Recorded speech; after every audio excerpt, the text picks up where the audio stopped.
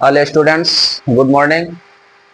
जैसा कि आप ये बोर्ड पर देख रहे हैं, सवाल है 10वीं क्लास का है। 10.1 ब्रीज से पूछे जाने वाले महत्वपूर्ण जो प्रश्न है ये बहुत इंपॉर्टेंट है।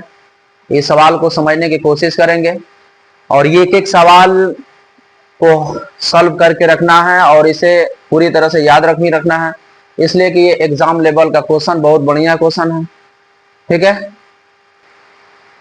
और चलते हैं एक एक करके क्वेश्चन को आप लोगों को सॉल्व करवा दें।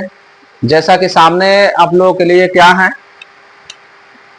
कि सारा का सारा क्वेश्चन आपके सामने लिखा हुआ है, बस हमको बता केवल देना है कि ये कौन सा क्वेश्चन कैसा है ना।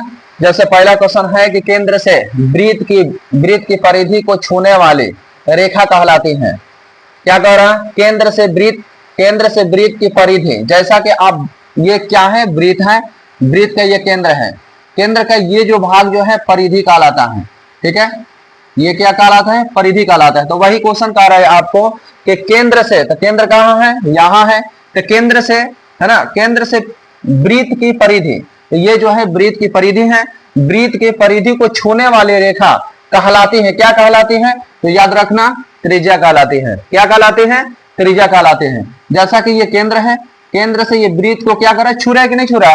छू रहा ना, तो ये परिधि हुआ, तो मतलब क्या हुआ? ये त्रिज्या कहलाता है। ठीक है, याद रखेंगे, ये क्या कहलाता है? ये त्रिज्या कहलाता है। याद रखिएगा, ये क्या कहलाता है? ये त्रिज्या कहलाता है। ठीक है, दूसरा क्वेश्चन है, वृत्त की कितनी त्रिज्याएं हो सकती हैं?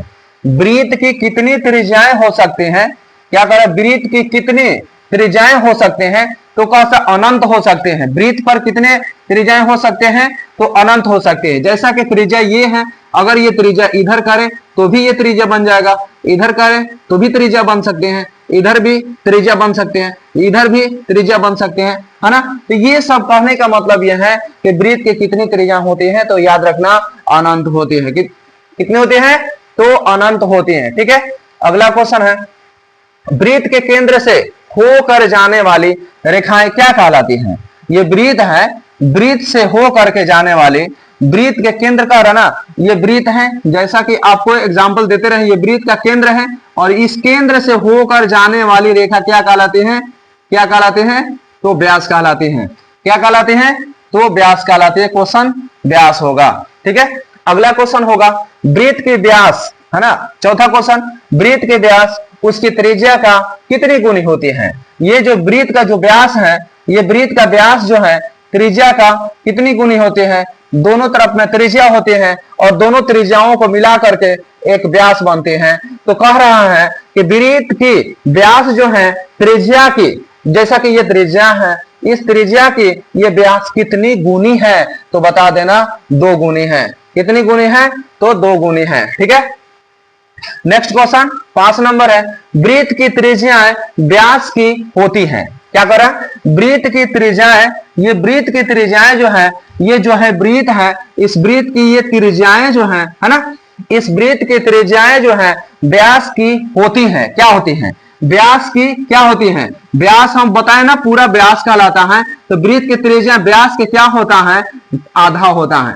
वृत्त की क्या होता है? आधा होता है। वृत्त की क्या होता है? आधा होता है। वृत्त की त्रिज्या व्यास की होती है, तो क्या होती है? तो आधा। याद रख लेना, ये आधा होती हैं। ठीक है, अगला क्वेश्चन, ऐसी रेखाएं जो वृत्त के भीतर 2 बिंदुओं पर स्पर्श करती हैं कहलाती हैं। क्या कहलाती हैं? जीवा कहलाते हैं। जैसा कि हम समझा रहे हैं, देखिए ये क्या है, एक वृत्त है। ठीक है, वृत्त है, वृत्त के क्या कर रहा है कि भीतरी यानी कि 2 बिंदुओं, जैसे भीतर